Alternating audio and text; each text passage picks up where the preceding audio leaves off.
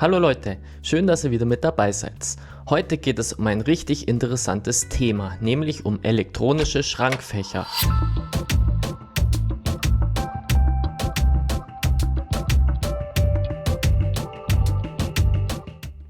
Ja, elektronische Schrankfächer verwenden wir ja fast tagtäglich, sei es im Schwimmbad, in der Uni, im Fitnessstudio oder an der Sauna. Wir vertrauen darauf, dass diese Schrankfächer unsere Wertsachen effektiv schützen. Doch sind sie wirklich so sicher, wie wir glauben? Ich habe heute dabei den Flipper Zero, den Proxmark 3 und einen Beispieltoken, wie er auch dort zum Einsatz kommt. Wir werden uns heute mal anschauen, ob die Systeme sicher haben, ob wir Sicherheitslücken finden und klären die Frage, sind solche Schrankfächer hackbar? Bei meinen Recherchen habe ich auch einen sehr interessanten Artikel gefunden, wo in einem öffentlichen Freibad in genauso einem Schrank Wertsachen gestohlen worden sind. Ja, wir schauen uns dazu natürlich auch den Artikel an und ja, die Frage ist natürlich, habe ich es geschafft, das Schrankfach zu knacken oder nicht? Ich gebe euch am Ende vom Video mein persönliches Fazit, sind die Schlösser sicher oder nicht? Seid gespannt, gleich geht's los, direkt nach dem Intro. Ich schwenke die Kamera, fange jeden Blick ein. In der Cyberwelt, da muss das Wissen richtig sein. Haufen Bits und Bytes, das verarbeiten wir jeden Tag. Sichere die Daten, ne Gefahr, die ist kein Spaß. Hier geht's um Technik, immer up to date. Foto, Videos, Kameras, früh bis spät. Filme wie ein Pro mit der Cam in der Hand. Hier bist du richtig, wo meine Leidenschaft entbrannt. Mach die Augen auf, hier wird seine Story erzählt. In der digitalen Welt, wo Sicherheit gewählt. Foto, Video, ne Seed, das ist unser Spiel, das uns zusammen entdecken, das digitale Gefühl. Ja, wie ich euch bereits in der Einleitung erzählt habe, geht es heute rund um diese elektronischen Schrankfächer hier. Ich habe mir diese mal etwas genauer angeschaut und habe mich gefragt, ob man diese hacken kann. Am Anfang möchte ich jedoch dazu sagen, dass sich dieses Video rein mit der Sicherheit von diesen Schlössern beschäftigt und soll nicht dazu verleiten, hier irgendwelche Schrankfächer anzugreifen oder das Ganze nachzumachen. Wir haben hier eine ganz abgegrenzte Umgebung gehabt. Ich habe da die Erlaubnis gehabt, mir das Ganze mal anzuschauen. Aus diesem Grund möchte ich euch daher bitten, diese Information wirklich auch nur für euren eigenen Wissensaufbau zu verwenden und keine bösen Sachen damit zu treiben. Ja, der Angriff an sich ist von meiner Seite in einem Blackbox-Angriff erfolgt. Das heißt, ich habe hier weder vom Betreiber noch vom Hersteller Informationen dazu bekommen, so wie es auch ein externer Angreifer machen würde. Von dem her kann es deshalb wirklich sein, dass hier bestimmte Sachen nicht der Wahrheit entsprechen, dass es reine Spekulationen von mir sind, aber unterm Strich dennoch wichtige Erkenntnisse haben, was die Sicherheit dieser elektronischen Schließfachschlösser betrifft. Ja, schauen wir uns zunächst mal den Artikel an, der sich mit diesem Diebstahl aus dem elektronischen Schrankfach beschäftigt. Ja, der Artikel ist schon etwas älter, der ist von 2017 und da war es so, dass in diesem Freizeitbad in Offenburg 3 Teenager waren und die haben festgestellt, dass ihnen Wertsachen abhanden gekommen sind. Ihr Schrank war irgendwie verschlossen, sie sind nicht mehr reingekommen und insgesamt wurden Wertgegenstände von über 700 € gestohlen. Man hat das Ganze auch mit dem Hersteller dann angeschaut. Der Hersteller hat gesagt, ja, das System ist nicht hackbar. Man hat dann auch entsprechend hier das Ganze analysiert. Ja, und was wir hier auch sehen ist, hier wird auch ein Master Key erwähnt. Dazu schauen wir uns dann auch später im Video mal an. Ich habe da auch ein bisschen recherchiert dazu, was es da noch für administrative Möglichkeiten gibt. Aber auch das wurde hier wohl ausgeschlossen. Es sind da wohl nicht viele Fälle bekannt, wo es bereits zu solchen Übergriffen gekommen ist auf diese elektronischen Schrankfächer. Von dem her ist das Ganze auch hier sehr vage gehalten. Ja, der führende Anbieter hier, ich weiß nicht, ob er führend ist, aber zumindest sieht man sie sehr oft, sind die Schrankfächer der Marke Safeotronic. Also gerade in Schwimmbädern in Deutschland, in Österreich oder vielleicht auch in Nachbarländern, weiß ich jetzt nicht, aber gerade in Unis oder Fitnesscentern sind immer wieder Schlösser dieser Marke Safeotronic anzutreffen. Ja, der Hersteller dahinter ist die Firma Schulte Schlagbaum AG. Ja, ich habe dazu hier eben genauso einen Token, wie er zum Beispiel im Fitnessstudio oder im Schwimmbad zum Einsatz kommt. Und wir werden uns heute mal mit diesem Token hier das ganze System etwas genauer anschauen. Ja, grundsätzlich noch ein paar einleitende Infos dazu. Bei dem System, was hier das Safe-O-Tronic-System verwendet, handelt es sich um MyFair Classic. Wer meine Videos gesehen hat zur MyFair Classic-Reihe, ich tue euch hier oben auch nochmal den Link dazu einfügen, der weiß, dass MyFair Classic alt ist und ziemlich unsicher ist, weil es einige schwere Sicherheitslücken aufweist. Der Vorteil ist jedoch für den Hersteller, MyFair Classic Chips sind ziemlich billig in der Herstellung. Man bekommt hier bereits sehr viele Token für ganz kleines Geld. Ja, doch das jetzt zur Einleitung. Ich würde jetzt sagen, wir schauen uns jetzt mal mit dem Flipper Zero an, was wir aus so einem Token schon mal auslesen können. Ich habe hier dazu die Bildschirmspiegelung schon vorbereitet und ich habe den Token jetzt hier schon vor mir liegen. Und im Flipper Zero schauen wir mal über NFC, was wir hier aus dem Token auslesen können. Ich gehe hier in die Read-Funktion und ich halte jetzt einfach da den Flipper dran und wir schauen einfach mal, was er hier auslesen kann. Was wir hier sehen, er versucht jetzt hier mit dem Classic Directory einfach über einen Wörterbuchangriff das Ganze durchzuprobieren, aber ich überspringe das Ganze mal hier, weil, kann ich euch soweit schon sagen, wird nicht erfolgreich sein. Und im User Dictionary hat er schon 28 von 32 Schlüsseln erraten und er versucht jetzt über einen Hard-Angriff Nonces aus dem Schlüssel zu extrahieren, um hier den Key zu berechnen. Normalerweise sollte das jetzt hier auch relativ gut funktionieren, aber ich habe euch auch schon mal in einem Video dazu, ich verlinke euch das hier oben auch nochmal, mitgeteilt, dass in der aktuellen Firmware, ich habe hier die Momentum Firmware drauf, das zwar implementiert ist, aber nicht so richtig funktionieren so scheint. Ja, wir schauen hier auch mal drauf, das dauert wie gesagt eine ganze Weile, bis der hier versucht, alle 256 verschiedene Nonces vom Schlüssel zu ermitteln, um dann da entsprechend auf den Schlüssel zurückzuführen.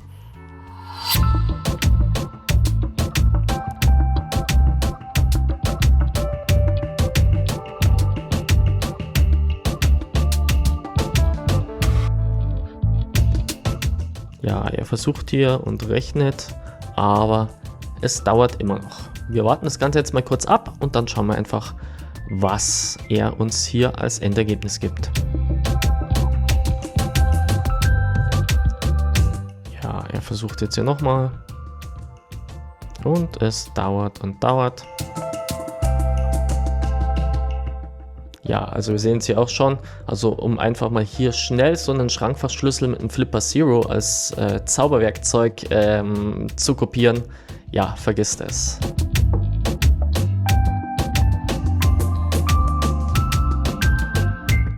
Ja, ich möchte jetzt hier auch nicht eure Geduld zu lange strapazieren. Ich habe das hier schon ein paar Mal probiert. Er schafft es definitiv nicht, deswegen breche ich das jetzt hier einfach mal ab mit Skip. Und wir schauen uns einfach mal das Ergebnis an, was wir jetzt hier vorliegen haben. Wir sehen, dass er 28 von den 32 Keys gefunden hat. Und wenn ich hier auf More gehe, ich speichere mir das Ganze jetzt erstmal. Ich mache es mir ganz einfach. Ich speichere das Ganze hier mal und gehe das Ganze mal einfach hier schnell alles weg. Und ich speichere mir das einfach mal hier unter alles 0. Dann finden wir den auch gleich bei den gespeicherten. Und wir können darauf auch aufbauen. Genau, ich tue jetzt das Ganze mal öffnen nochmal. Und wir schauen uns mal über Info die Daten an, die er hier ausgelesen hat. Ja, was wir hier sehen, ist, dass wir den Block 0 gelesen haben. Das sind hier die ersten zwei Doppelreihen. Im Block 0 ist die Seriennummer des Chips drin. Dann haben wir hier Block 1, wir haben den Block 2 und im Block 3 haben wir den Schlüssel drin, der den ersten Sektor schützt. In dem Fall ist es der Fabrikschlüssel mit alles F. Das bedeutet, dass jeder auch die Seriennummer von diesem Schrankfach-Token auslesen kann. Interessant wird es jetzt dann im Sektor 1 und 2, weil das sind genau diese Sektoren hier, ich drücke jetzt hier mal ein bisschen durch, die er nicht mehr lesen kann. Hier, wo es weitergeht, sind wir dann im Sektor 3. Da sehen wir dann auch wieder, wenn ich noch ein bisschen runter gehe, auch der ist wieder mit dem Alles F Standardschlüssel geschützt und auch die weiteren, wenn ich hier weitergehe, sind alle mit F geschützt. Die Frage, die sich jetzt hier für uns stellt, ist die, wie kommen wir jetzt hier an den Schlüssel, der den Block 1 und Block 2 schützt. Hierzu greifen wir jetzt einfach mal ganz trickreich auf den Proxmark 3 zurück. Proxmark 3 habe ich hier schon mal vorbereitet. Ich schließe den ganz jetzt hier mal an. Flipper kommt dabei hier auf die Seite. Und ich starte den Proxmark 3 mal. Ja, was wir schon wissen, ist, dass der Token ein MyFair Classic Token ist und von dem her wissen wir, dass wir das Ganze mit High Frequency, MyFair und ich nutze jetzt hier einfach mal die Autopwn-Funktion, sodass wir hier vollautomatisiert versuchen, die Schlüssel aufzubrechen. Ich habe den Schlüssel hier schon draufgelegt, ihr seht es gerade und ich drücke jetzt hier einfach mal auf Enter und wir schauen einfach mal, wie lange es hier dauert, diese 2 Schlüssel, die uns jetzt hier noch fehlen, zu brechen. Er versucht das Ganze jetzt hier über die schwache Kryptographie entsprechend zurückzuberechnen. Auch da habe ich ja schon mal ein Video gemacht. Ich verlinke es euch auch hier oben nochmal rein, was auch zeigt, wie das Ganze einfach abläuft. Ja, wir warten kurz und was wir jetzt hier sehen, es hat jetzt hier wirklich keine große Zeit gedauert und wir haben hier auch schon den Key ermittelt. Ich lege jetzt mal hier den Proxmark 3 auf die Seite und mit dem Flipper hier wieder ran und wir schauen uns einfach mal das Ergebnis an. Den Schlüssel, den er hier ermittelt hat, ist dieser Schlüssel, der jetzt hier mit 75 endet. Wir sehen, dass es sowohl der Lese- als auch der Schreibeschlüssel für den Sektor 1 ist und wir haben den gleichen Schlüssel für den Sektor 2 hier auch vorliegen. So, mit diesen Daten können wir jetzt den Flipper füttern und können so versuchen, mit den bekannten Sektor 1 und Sektor 2 Schlüssel jetzt mit dem Flipper auch einen kompletten Dump zu erzeugen. Hierzu müssen wir jetzt den gerade ermittelten Schlüssel noch dem Flipper bekannt machen. Ja, ich bin jetzt hier im NFC Asset Verzeichnis und dort finden wir das MyFair Classic Dictionary als auch das MyFair Classic User Dictionary. Ich gehe hier einfach mal ins User Dictionary. Es kann jetzt ein kleines bisschen dauern, bis das Ganze geladen ist. Und dort werden wir jetzt hier den gerade ermittelten Key einfach mal hinzufügen. Ich tue mir den ganzen hier mal kopieren und setze den hier oben gleich mal an erster Stelle rein. Zelle wieder raus, ich speichere das Ganze und dann sollten wir jetzt hier, nachdem wir diesen Key zu unserem Schlüssel, den wir mit Hilfe von Proxmark 3 jetzt hier ermittelt haben, hinzugefügt haben, auch den auslesen können.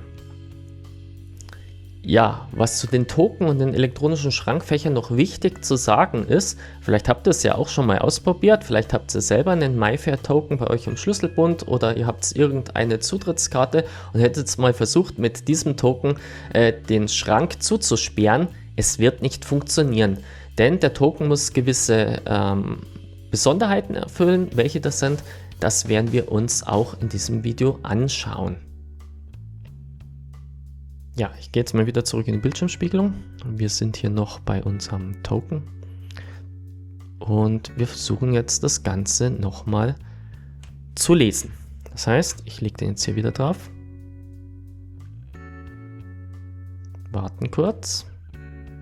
Und er hat sofort hier alle Keys gefunden. Wir haben ganz kurz gesehen, 32 von 32 Keys und wir sehen jetzt auch, dass der Flipper versucht, die Daten des Tokens zu parsen, also zu interpretieren. Seiner Angabe nach handelt es sich um ein CSC Service Works. CSC Service Works ist ein amerikanischer Betreiber von Waschsalons. Unser Token hätte hier 364,90 Dollar Guthaben und noch 4.224 freie Karteneinsätze übrig. Das stimmt nicht, das ist eine Fehlinterpretation, weil wir haben hier wirklich einen Token von einem Schrankfach. Wichtig ist jetzt hier, ich gehe jetzt nochmal auf Save und ich speichere den jetzt hier nochmal unter 4x0. Haben wir da nochmal einen Unterschied. Ist hier gespeichert. Ich gehe rein und wenn wir uns jetzt hier diesen Token anschauen mit Info und gehen dann hier in die Details, da sehen wir einmal, dass wir wirklich alle 32 Schlüssel haben, damit alle 16 Sektoren ausgelesen haben. Und an der Stelle sehen wir jetzt die Daten aus den 2 ehemals gesperrten Sektoren. Ja, da geht es dann weiter. Also wir haben jetzt tatsächlich einen funktionsfähig ausgelesenen Schrankfachchip.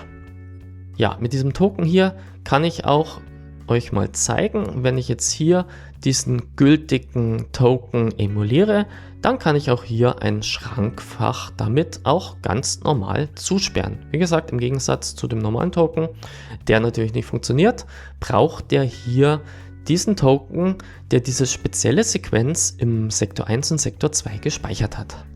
Ja, jetzt könnte man sich natürlich freuen und sagen, hey super, ich brauche einen von diesen Token und ich kann das komplette Fitnessstudio, Sauna, Schwimmbad übernehmen, weil ich habe jetzt den Schlüssel von jedem Key.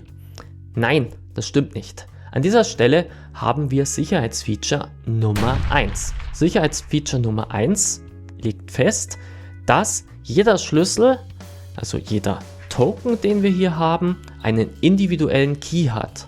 Ja, aber wie soll das funktionieren? Ich habe mir im Rahmen dieser Sicherheitsanalyse mal 5 verschiedene, mit dem sind sogar 6, Schlüssel ausgelesen und geschaut, welche Schlüssel hier jeweils zur Sperre von Sektor 1 und Sektor 2 zum Einsatz kommen. Und die unterscheiden sich wirklich bis auf 2 Bereiche, die hier immer wieder deckungsgleich kommen. Ich zeige euch das Ganze hier mal. Das ist hier an der zweitvordersten und an der letzten Stelle. Da wieder sehen wir beim Schlüssel, dass sich dieses irgendwie wiederholt, aber alle anderen Schlüssel weichen ab. Ja, was bedeutet das für uns? Es bedeutet, dass hier ein Sicherheitsmechanismus implementiert ist, der augenscheinlich mit einem geheimen Schlüssel plus der Seriennummer von dem Token hier den Schlüssel erzeugt. Ja, welches Verfahren das ist, ich kann es nicht genau sagen. Wie gesagt, Blackbox-Angriff, aber er unterscheidet sich. Das heißt, um wirklich die Token zu extrahieren, brauche ich als Angreifer für jeden Token den tatsächlichen Schlüssel. Das heißt, ich muss den Proxmark 3 Angriff auch für jeden Token extra durchführen. Ja, was ich noch herausgefunden habe, Sicherheitsfeature Nummer 2. Sicherheitsfeature Nummer 2 besagt, dass immer, wenn ich mit dem Token einen Schrank zusperre, dass sich dann genau ein Block im Speicher des Schlüssels ändert. Es ist in diesem Fall hier der Block 6. Wenn wir uns das Ganze hier mal anschauen, ich habe hier einfach mal ein paar verschiedene Schlüssel im Prinzip immer wieder an verschiedene Schrankfächer gehalten, ausgelesen und geprüft. Und wir sehen hier, dass sich hier jedes Mal der Block 6 verändert. Ja, der Block 6 ist auch so, dass er sich wirklich selbst beim gleichen Schrankfach, wenn ich immer wieder den gleichen Token am gleichen Schrankfach dran halte, sich immer wieder ein neuer Wert im Block 6 ergibt. Das bedeutet, dass unser Token und unser Schrankfach sich hier gemeinsam auf ein gemeinsames Geheimnis einigen und dieses gemeinsame Geheimnis auf den Token aufgebracht wird. Und nur wenn genau wieder dieser Token mit genau diesem Geheimnis wieder davor gehalten wird, dann geht das Schrankfach auf. Ja, in dem Beitrag war ja auch die Rede von Programmiertoken oder von Master Keys vielmehr gesagt. Ich habe mich auch mal schlau gemacht, was es mit diesem Programmiertoken auf sich hat. Und bei einem Zulieferer oder einer Firma, die hier diese Schlösser auch verkauft, bin ich dann hier über dieses Safe-O-Tronic Programmierset gestolpert. Man hat einen Reset-Key, man hat 2 verschiedene Master-Key, einen Battery-Key und verschiedene Fixed-Code-Keys. Mit den Fixed-Code-Keys kann man zum Beispiel einstellen, ob nur ein bestimmter Chip den Schrank aufsperren oder entsperren kann, ob sich hier mehrere Chips einen gemeinsamen Schrank teilen kann. Das, wie gesagt, ist jetzt nicht hier im Fokus meiner Sicherheitsanalyse gewesen, aber was ganz interessant ist, sind diese Master Keys. Ich habe dann hier bei diesem Zulieferer mal nachgefragt, ob denn sicher jeder einfach dieses Programmierset verkaufen kann. Das Programmierset wird unterschieden nach diesen verschiedenen Schlosssystemen von den Herstellern. Es gibt hier 2, 3 oder 4 verschiedene grobe Systeme, unter die sie hier jeweils einzuklassifizieren sind, und für diese gibt es jeweils unterschiedliche Programmiertoken. Und wie zu erwarten, wenn ein Sicherheitsforscher nachfragt, dann hält man sich einfach mal bedeckt. Ich habe von diesem Zulieferer-Shop hier keine Antwort bekommen, deswegen habe ich dann nochmal direkt mit dem Hersteller Kontakt aufgenommen und habe da nochmal nachgefragt, ob denn hier ein zwingender Zusammenhang zwischen dem Schließsystem von der Firma zum Beispiel, wo das eingesetzt wird, und diesem Programmiertoken bestehen muss. Und Gott sei Dank hat mir die Firma bestätigt, dass die Token immer speziell auf die Installation abgestimmt sein müssen. Das bedeutet, dass dieser in diesem Beitrag kurz angesprochene Weg, dass ich hier einfach einen Programmiertoken dran halte oder diesen Master Key, wie wir ihn hier sehen, nicht dazu führt, dass sich hier x-beliebige Schränke von diesem System aufsperren können. Die müssen, wie gesagt, speziell darauf abgestimmt sein. Das ist schon mal sehr beruhigend. Das wäre an dieser Stelle Sicherheitsfeature Nummer 3, denn die Programmiertoken kann ich jetzt nicht als Angreifer einfach hernehmen, wie gesagt, und x-beliebig Schränke damit öffnen.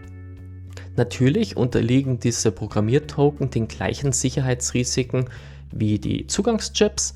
Auch diese sind MIFARE Classic typische Chips, und sobald ich hier einmal den Master Key 1 oder den Master Key 2 zum Beispiel in die Hände bekomme, dann habe ich als Firma ein richtiges Problem. Aber hätte ich natürlich genauso, wenn mir hier irgendein Zentralschlüssel oder Masterschlüssel bei einem ganz normalen physischen Schließsystem abhanden kommen würde oder jemand den hier wie vielleicht früher reingedrückt in die Seife und sich dann einen Zweitschlüssel davon anfertigen kann. Also Probleme sind in der digitalen Welt genau die gleichen wie in der analogen Welt.